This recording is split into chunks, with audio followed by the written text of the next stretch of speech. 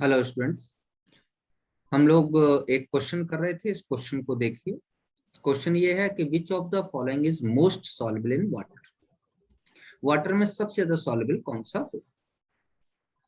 अगर बेटा type of salt same है, टाइप ऑफ साल्ट में आपको मैं याद दिलाता हूं, मैंने आपको बताया था टाइप ऑफ साल्ट में 1:1 जैसे AgCl। टाइप ऑफ साल्ट में 2:1 जैसे Na2CO3। टाइप्स ऑफ साल्ट में 1:3 जैसे AlCl3। मेरी बात समझ में आ गई नहीं? ये टाइप ऑफ साल्ट है। Yes. अगर बेटा टाइप ऑफ साल्ट सेम तो कोई प्रॉब्लम नहीं। उस केस में सॉल्युबिलिटी डायरेक्टली प्रोपोर्शनल होती है KSP। तो आप डायरेक्ट KSP की वैल्यू देख के बता सकते। Yes, sir. सबसे बड़ी KSP की वैल्यू किसमें है बताओ बेटा? PQ. B। तो your answer will be B। तो इसका आंसर कितना हो जाएगा बेटा? Second. Clear?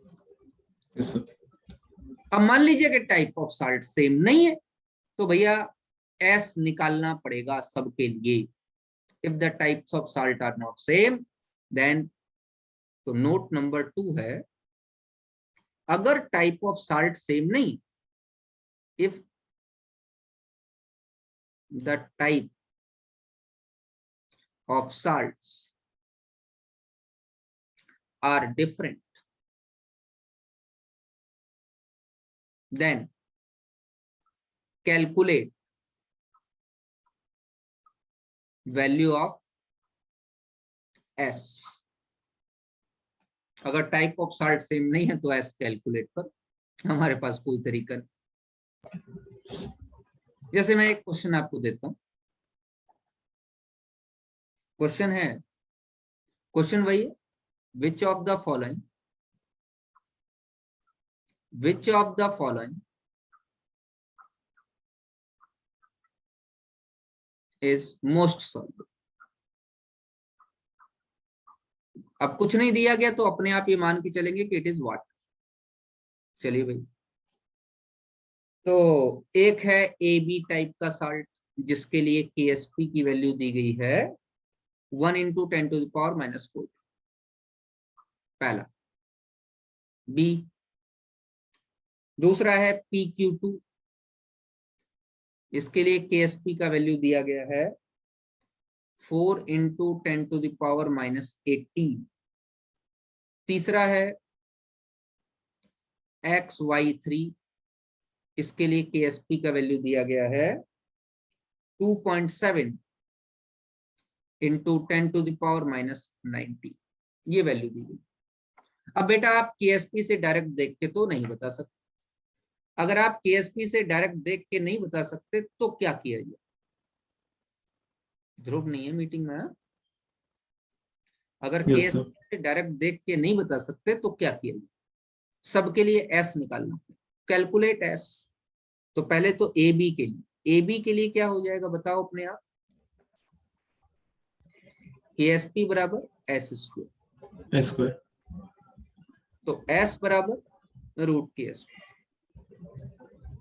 That is equal to मेरे हिसाब से 10⁻⁻। Minus. Yes, sir. मोल पर लीटर। अच्छा, PQ2 के लिए क्या हो जाएगा बताओ बेटा? KSP बराबर 4S³। बोलो। 4S³. Yes, sir.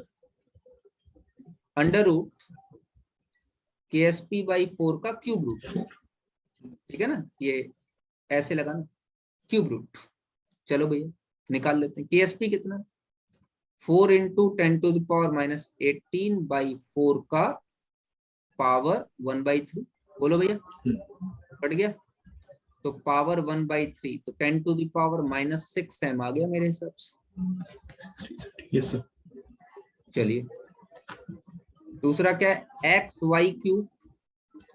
XY³ के लिए KSP कितना हो जाएगा बताओ बेटा? So 27S. KSP कितना हो जाएगा? XY³ के लिए KSP का वैल्यू हो जाएगा 27 S की × पावर 4. पावर 4। तो s का वैल्यू कितना हो जाएगा, अंडर रूट KSP बाई 27, और इसका कौन सा रूट आ जाएगा, फोर्थ रूट आ जाएगा।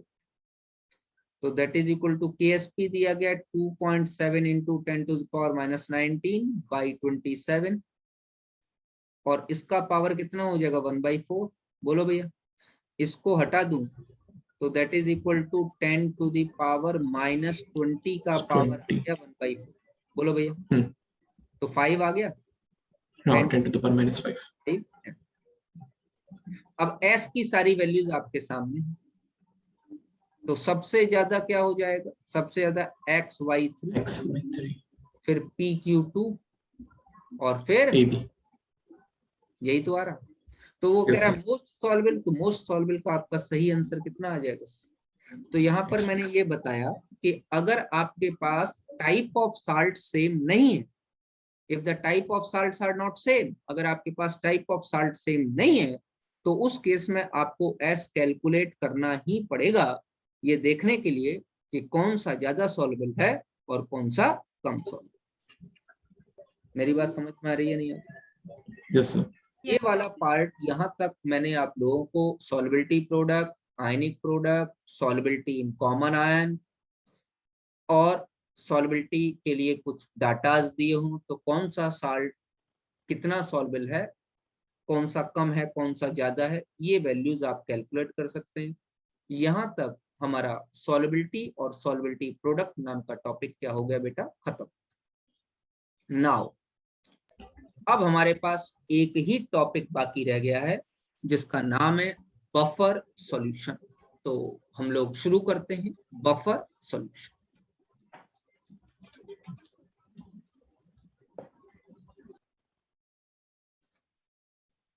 हेडिंग डालेंगे,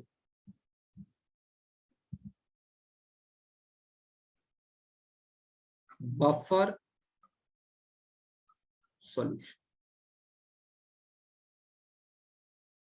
हिंदी में बफर विलियन ही कहते हैं, तो कोई स्पेशल इसका नाम नहीं। बफर सॉल्यूशन का मतलब है दो solutions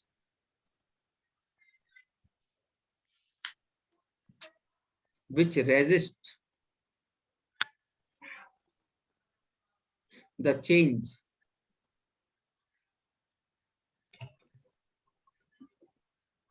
in their pH value even after addition of a small amount of acid और बेस। अब ये बात बहुत प्यारी है, ये समझनी चाहिए। और यहाँ पर एसिड की जगह स्ट्रॉन्ग लगा दो बेटा, स्ट्रॉन्ग एसिड और स्ट्रॉन्ग बेस। अगर 2-1 ड्रॉप किसी सॉल्यूशन में मैं स्ट्रॉन्ग एसिड डाल दूं या 2-1 ड्रॉप किसी सॉल्यूशन में मैं स्ट्रॉन्ग बेस डाल दूं, तो भी उस सॉल्यूशन का पीएच चेंज ना, ऐसे सॉल्यूशंस को बफर सॉल्यूशंस कहते हैं। बफर सॉल्यूशंस कॉमनली भी हम लोगों को मिल जाएंगे। मैं एक अच्छा एग्जांपल आपको बता रहा हूं। ब्लड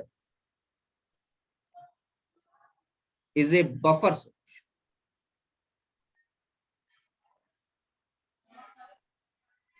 आपके जो शरीर में जो खून बह रहा है वो एक बफर, उसमें आप कितना कुछ उल्टा पुल्टा खाते हो, थोड़ा सा एसिडिक या बेसिक पार्ट बढ़ जाने से वो अपनी पीएच में चेंज नहीं करता।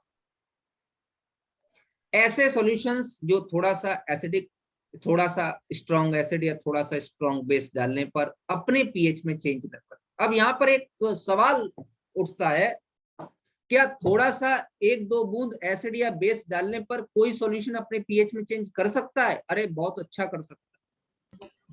आपको मालूम है कि पानी का पीएच 7 होना चाहिए, लेकिन अगर एसिड या बेस मिल जाए तो पीएच में अच्छा खासा चेंज आता है। एक क्वेश्चन भी आया हुआ है आपके 2-1 साल पहले, एक क्वेश्चन था कि what is the pH of rain water, अगर आपको मालूम हो। ये क्वेश्चन एक्चुअली एनवायरमेंटल केमिस्ट्री से है। आपके पास एक टॉपिक है 11th क्लास में, एनवायरमेंटल केमिस्ट्री, पढ़ना चाहिए आप लोगों को। मैंने कई बार कहा है कि इन टॉपिक्स को बैठ के पढ़िए, थ्योरेटिकल हैं पूरे के पूरे। मुझे पूरा भरोसा है कि आप लोगों ने ये थ्योरेटिकल टॉपिक पढ़े नहीं होंगे। और अब तो ये भी हो गया कि नीट आगे खिसक रहा है, नीट कैंसिल हो गया है, ऐसा 1 अगस्त को नहीं होगा। वो तो पहले ही पता था 1 अगस्त को नहीं होगा, फिर कब है? तो इसी का तो आप लोग इंतजार भी कर रहे थे। क्यों? फिर बताओ ना, है कब वैसे? पता नहीं, अभी इसकी कोई डेट नहीं है बेटे। और जेई मेन तो पहले ही खिसक चुका है। Yes, sir. 17 जुलाई को है ना जेई में? अब कोई पता नहीं कि वो 17 जुलाई के बाद भी खिसकेगा। मेरे हिसाब से ये सब सितंबर के आसपास पहुंचेगा। मेरे तो ये मानना है कि आप लोग एनसीईआरटी में जो मैंने टॉपिक्स आप लोगों को पढ़ने के लिए कह रखे हैं थ्योरेटिकल, वो पढ़िए। Yes, sir. मैं एनवायरमेंटल केमिस्ट्री हुई, केमिस्ट्री इन एवरीडे लाइफ हुई, 11th क्लास का लास्ट टॉपिक, 12th क्लास का लास्ट टॉपिक, 12th क्लास के लास्ट के 3 टॉपिक, बायोमोलिक्यूल, पॉलीमर और केमिस्ट्री इन एवरीडे लाइफ, ये थ्योरेटिकल हैं पूरे के पूरे। इनको आप लोग पढ़िए, पूरे थ्योरेटिकल, कहीं कोई Yes, प्रॉब्लम sir. नहीं है, सिर्फ याद करना है। तो पहली बात तो ये है कि जो रेन वाटर है उसका पीएच कितना होता है, करीबन 5.6 के आसपास उसका पीएच होता है, क्योंकि एनवायरनमेंट में इतना एसिड है कि जो है रेन वाटर का पीएच चेंज कर देता है। आप भी ये ध्यान रखिएगा कि आपके पानी में भी अगर 1-2 ड्रॉप एसिड डाल दिया जाए तो पानी का पीएच अच्छा खासा डिक्रीज कर जाए।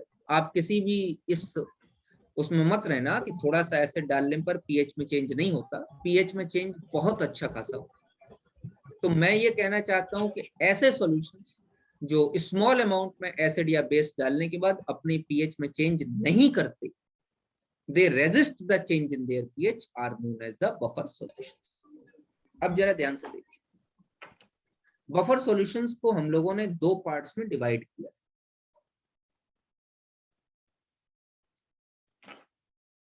There are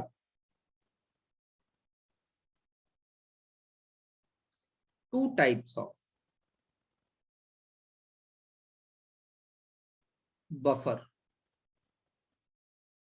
solutions. Number first, simple buffer,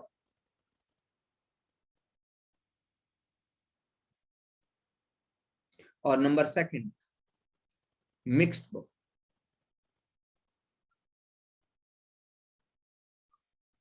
ये ए है, इसको बी कर लो। सिंपल बफर में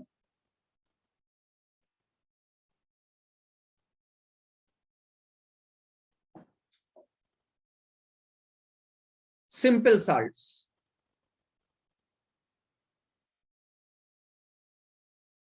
या ऐसे लिखो, some simple salts acts as buffer solution.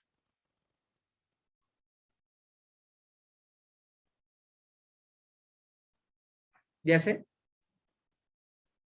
CH3 COO NH4,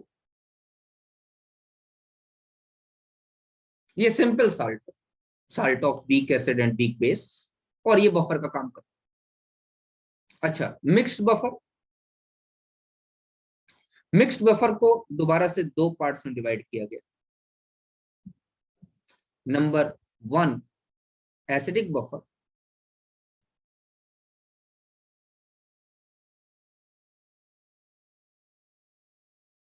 और नंबर 2 बेसिक बफर, बेसिक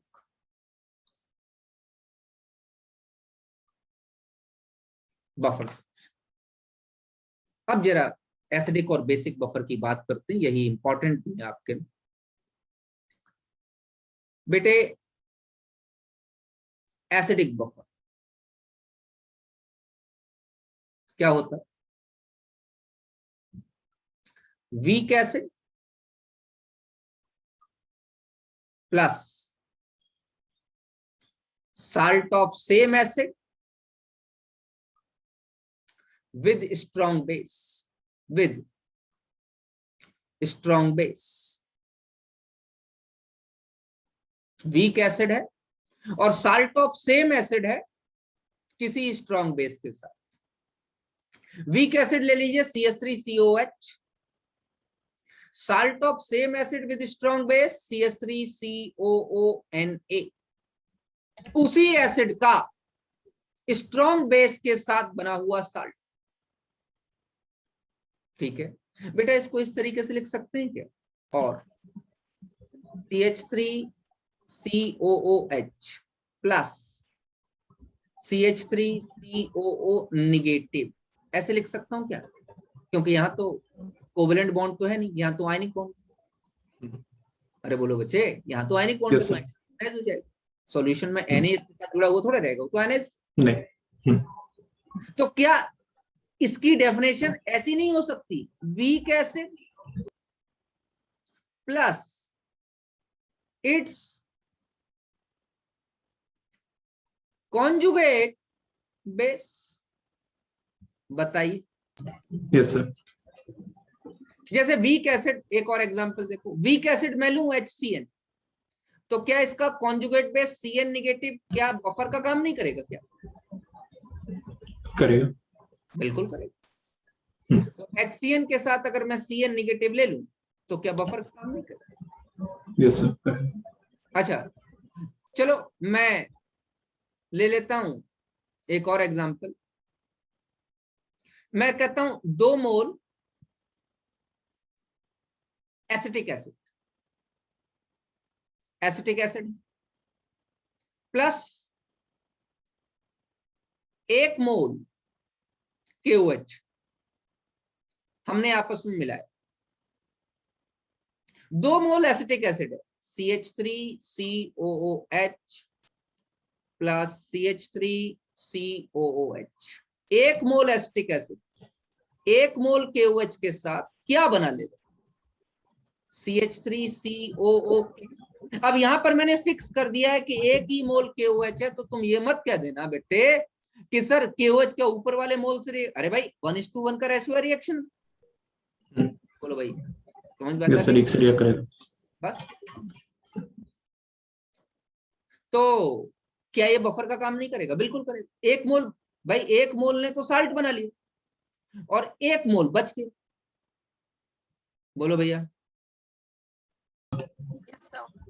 तो क्या ये बफर का काम नहीं? यस सर, करेगा। और ये कैसा हो जाएगा? Acidic buffer.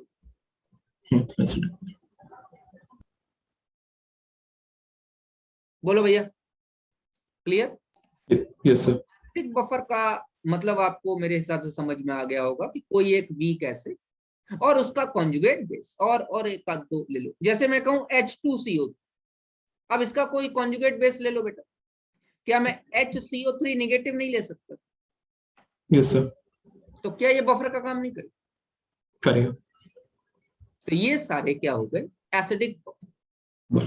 तो चलो मैं बेसिक बफर की बात कर ले। Now I am describing the term basic buffer.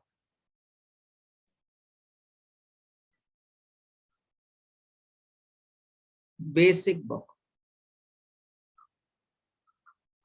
Solution. अब बेसिक बफर में क्या हो जाए? Week base plus salt of same base, उसी बेस का साल्ट विद स्ट्रॉन्ग एसिड। अब इसमें कोई अंग्रेजी नहीं है, हिंदी वाले ध्यान देना, ये डायरेक्ट है, आप भी यही पढ़ते हो, यही बोलते भी हो। Weak base, salt of same base with strong acid, उसी बेस का स्ट्रॉन्ग एसिड से बना हुआ साल्ट। वीक बेस में क्या ले लो? NH4OH, इसका किसी स्ट्रॉन्ग एसिड के साथ बना हुआ साल्ट NH4Cl। HCl के साथ साल्ट बना।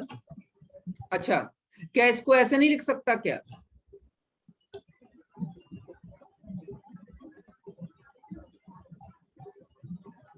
इसको मतलब, रुको मैं बताता हूं, एक और एग्जांपल देता हूं उससे ज्यादा क्लियर।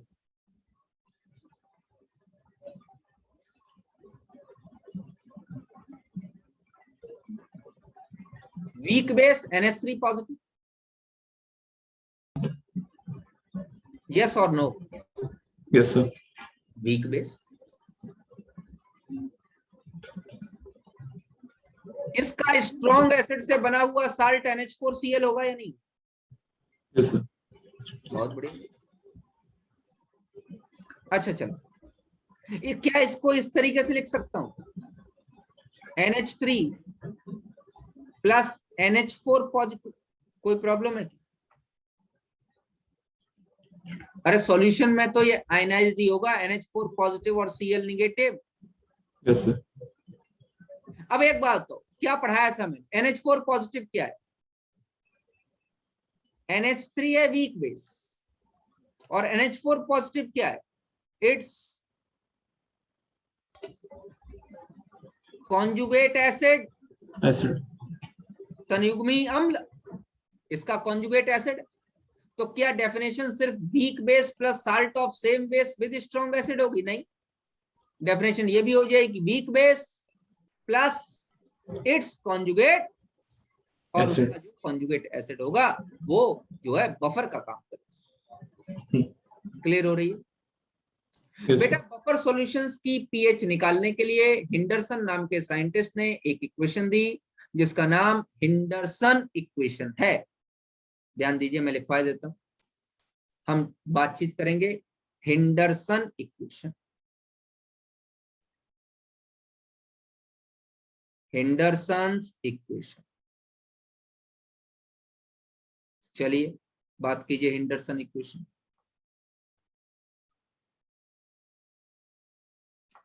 हिंडरसन इक्वेशन की बात करते हैं। For acidic buffer, for acidic buffer, अगर एसिडिक बफर है तो उसके लिए हिंडरसन इक्वेशन देते हैं, पीएच बराबर pKa plus log salt upon acid.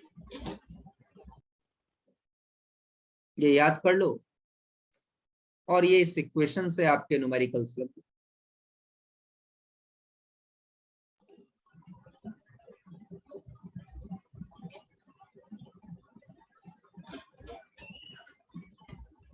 मैं कहूं फॉर बेसिक बफर,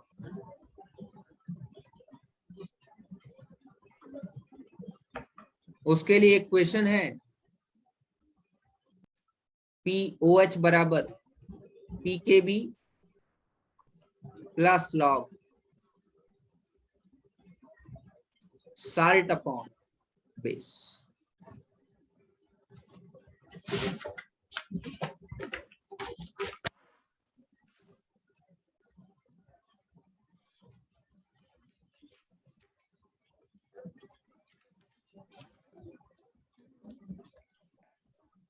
इससे आपके न्यूमेरिकल प्रॉब्लम्स इजीली सॉल्व हो जाए। एसिडिक और बेसिक बफर के लिए पीएच की कैलकुलेशंस आप लोग इससे आसानी, यहां से पीओएच निकलेगा, 14 से माइनस कर देना, उसके लिए पीएच निकल। यस। ये आपका जनरल बफर सॉल्यूशन है जो कि मैंने आपको बताया। बेटे वैसे तो बफर सॉल्यूशन में बहुत कुछ पढ़ाया जा सकता है कि अगर आप चाहो तो, बात बाकी अगर आप डायरेक्ट अपने जितना आपके एनसीईआरटी का बेस है उस पर जाते हो तो हाँ, इसमें सिर्फ हिंडरसन इक्वेशन के जो है डेरिवेशंस है, बात बाकी डायरेक्ट हिंडरसन इक्वेशन पे आपको न्यूमेरिकल्स मिलेंगे। मैं आपको दो एक न्यूमेरिकल्स करा देता हूं जो कि हेंडरसन इक्वेशन पर है,